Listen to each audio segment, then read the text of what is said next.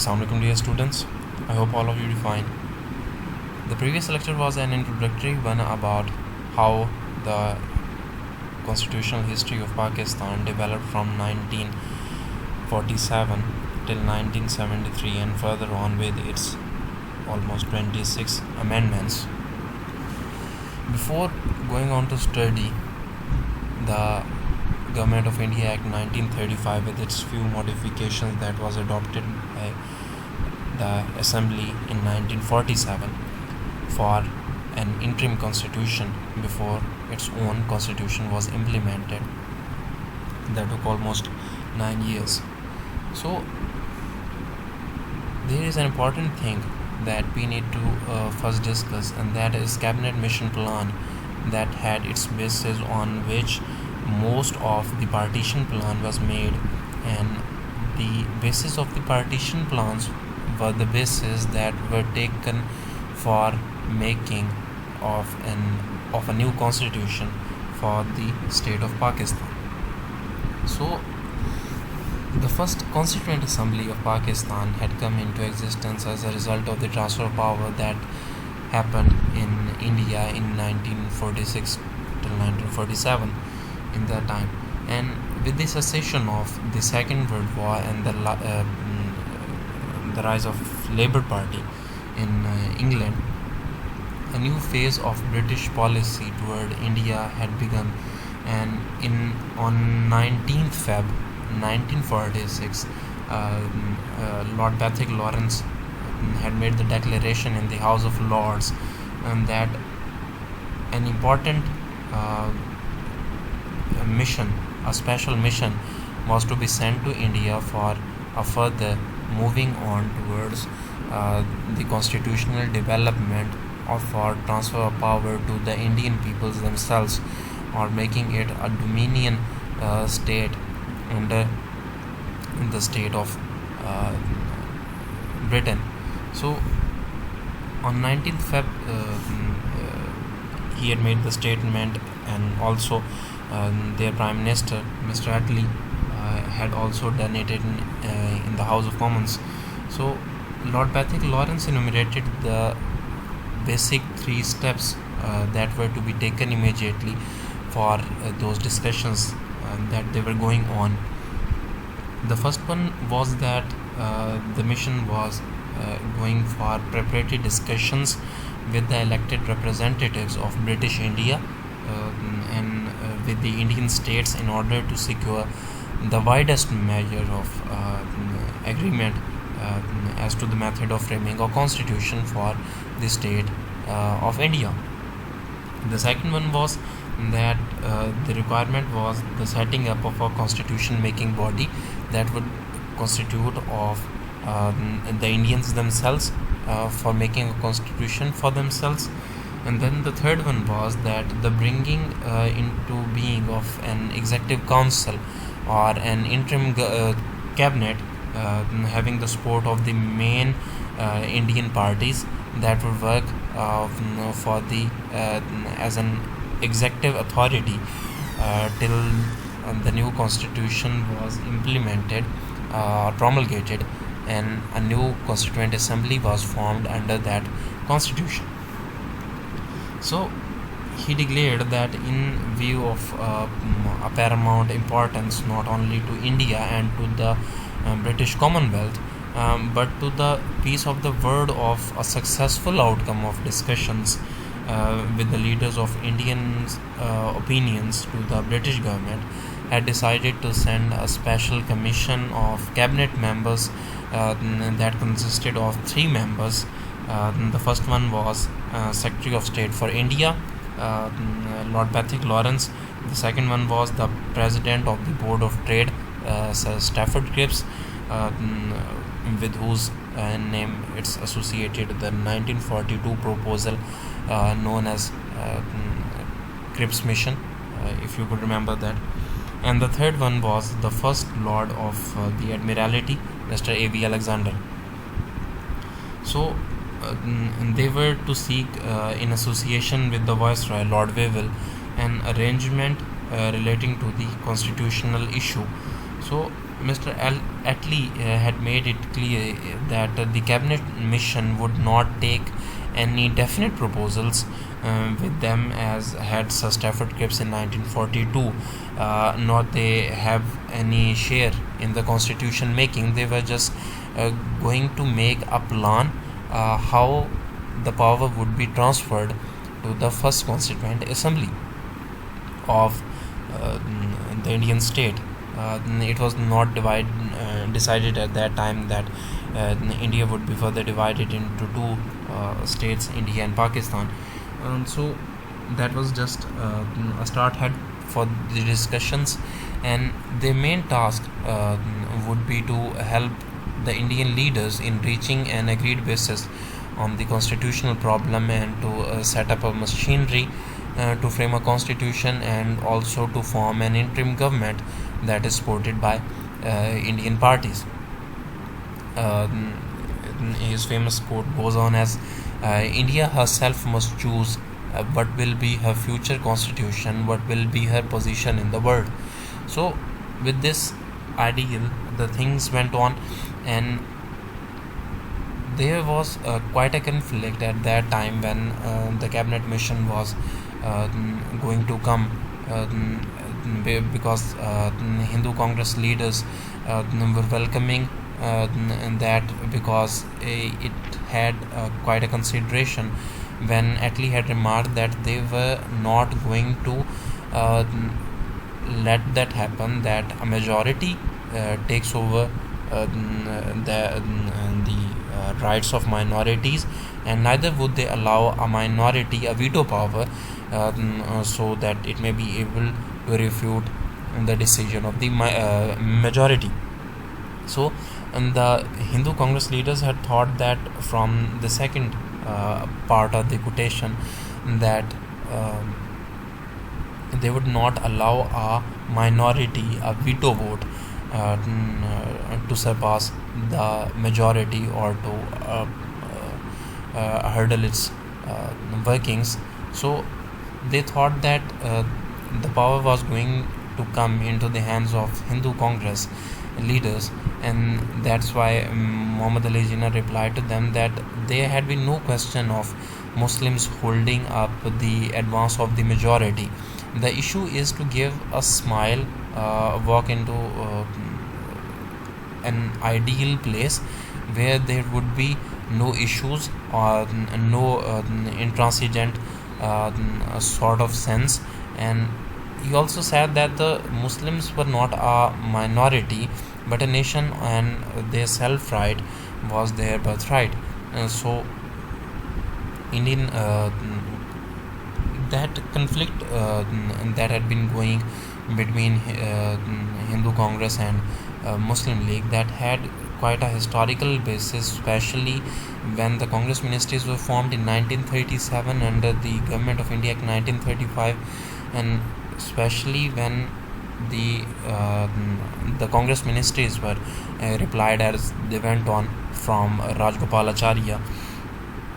They The Muslim League had celebrated Day of Deliverance, translated as Yom-e-Najat, and it was celebrated on 22nd December 1939. So when the cabinet mission came to India, it had for itself quite a historical exercise and a plan that had been laid itself down within this constitutional development, especially after 1909 till 1946, and it had constituted quite a larger framework after 1935 Government of India Act. In 1939, when the Muslims celebrated their Day of Deliverance, in the August Plan, 1941, then came the Cripps mission in 1942, and the Quit India movement, and then the Shimla Conference. All these had failed because they had been trying to reconcile these the interest of the Muslim League and the Hindu Congress. So Cabinet mission plan didn't want a partition for the subcontinent, but they had to its core the idea that because the majority was Hindus and their uh, representative political party, uh, All India Congress, had the majority of votes for it, and that's why the partition was the last sought proposal for the cabinet mission.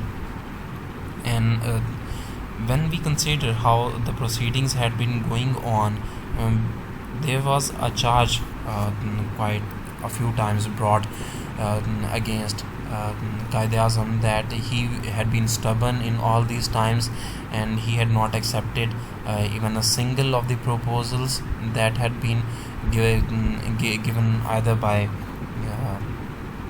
Hindu Congress or the British government.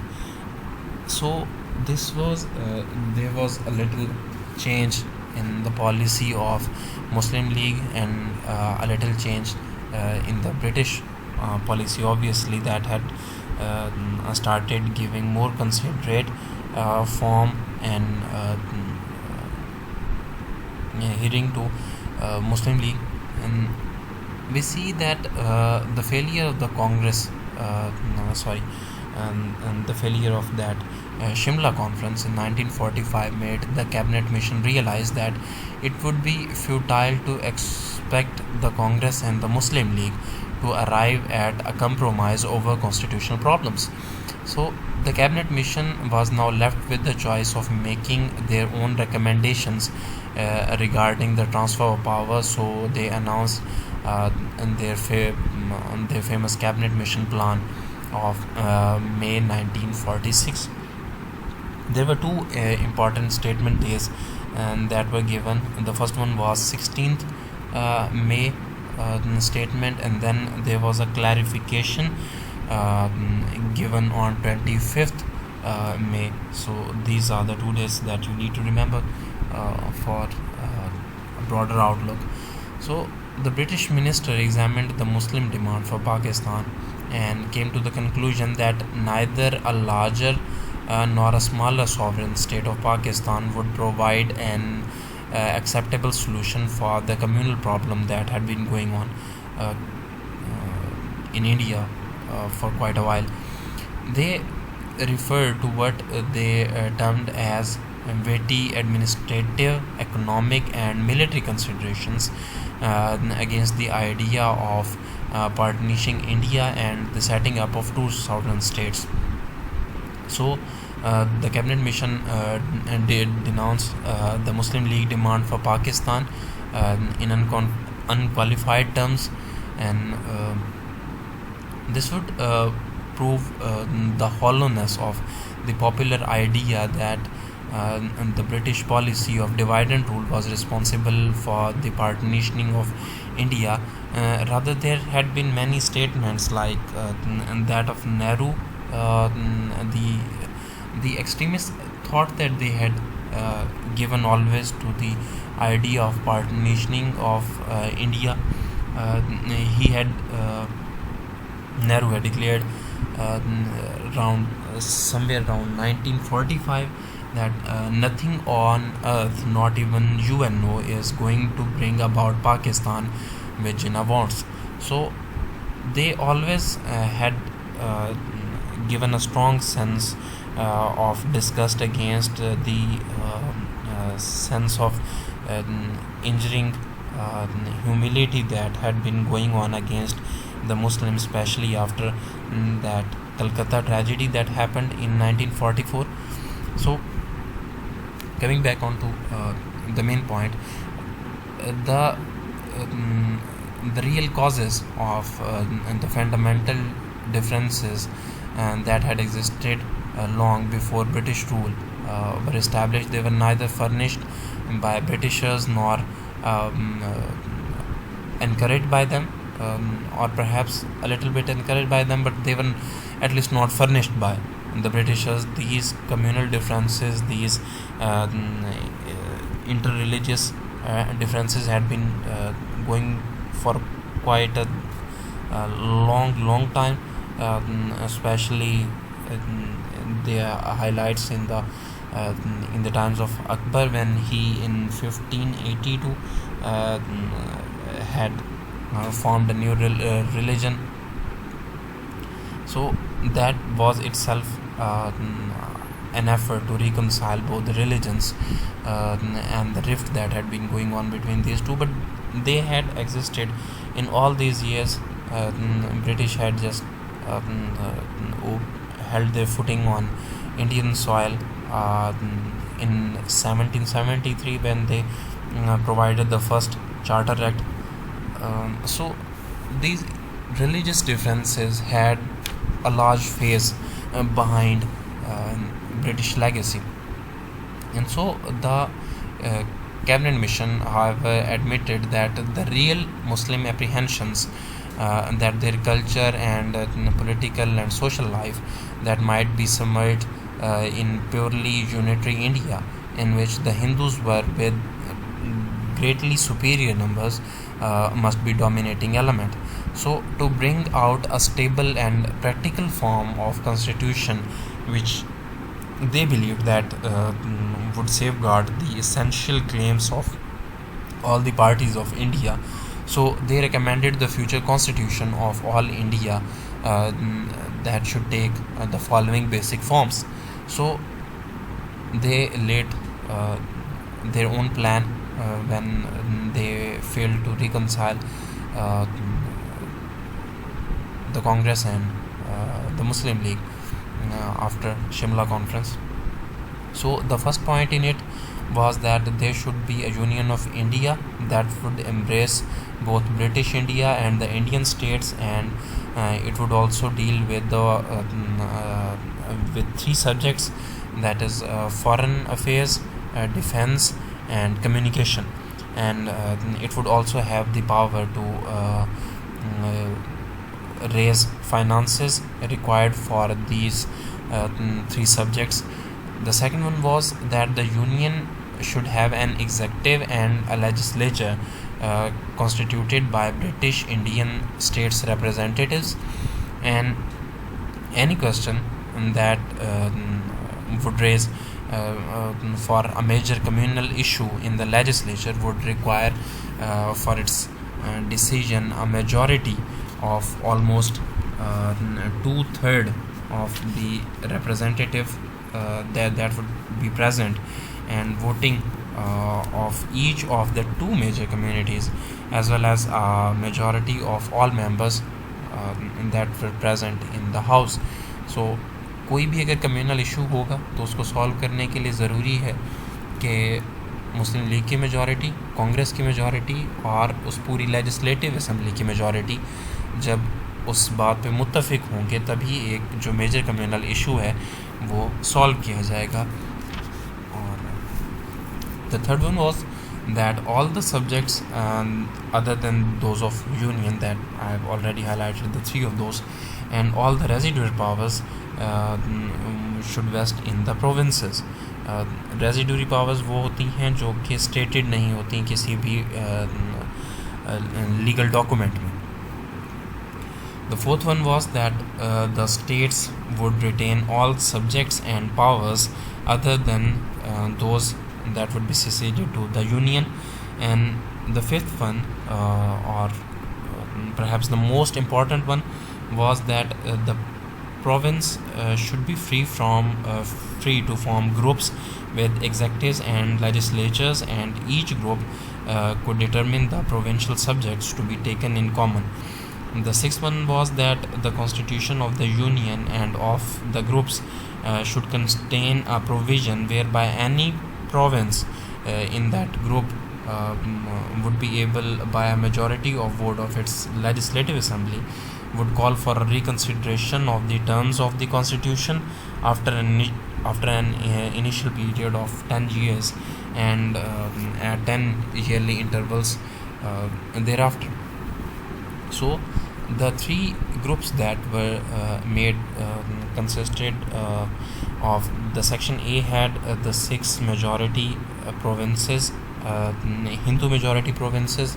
It included Bombay, Madras, UP, CP.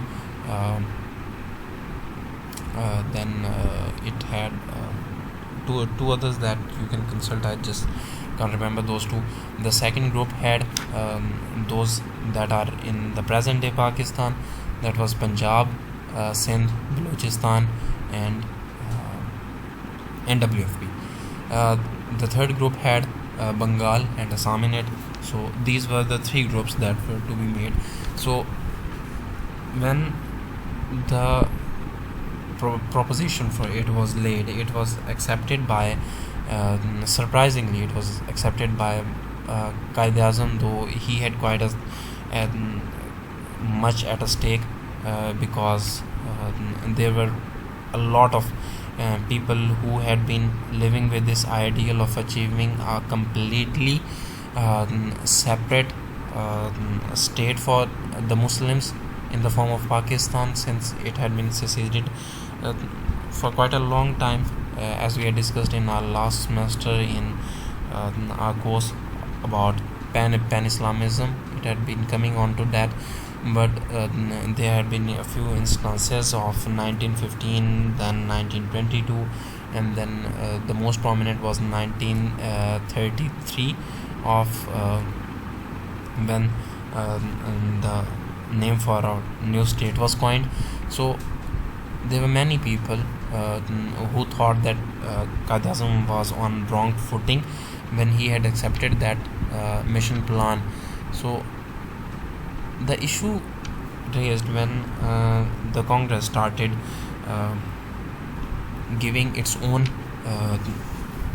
interpretation of that 16th May plan, that they thought that because a new constitution assembly was going to be made, and that must be the sole authority to devise the plan for the future state of India. So it had the power to change the groups, it had the power to change anything of this grouping, but neither the cabinet mission plan members, neither Muslim League had provided and then accepted respectively for this sort of ideal, because even the cabinet mission stressed in its 25th May statement that the grouping of the those provinces was of the utmost important part of that cabinet mission plan. It either be accepted or it should be refuted. So at the end of its form, the Congress refuted it in its basic ideal, when it refuted that it was not going to accept the short term plan, rather it was going to accept the long term plan that would be in the form of their own interpretation of that conference. But however, Muslim League had accepted both the short term plan and the long term plan, so they were on this major footing, and the mostly propagated idea that Quaid-e-Azam was the one who wanted division or a separate state at any cost for making a new state, for developing the ideals of Islamism.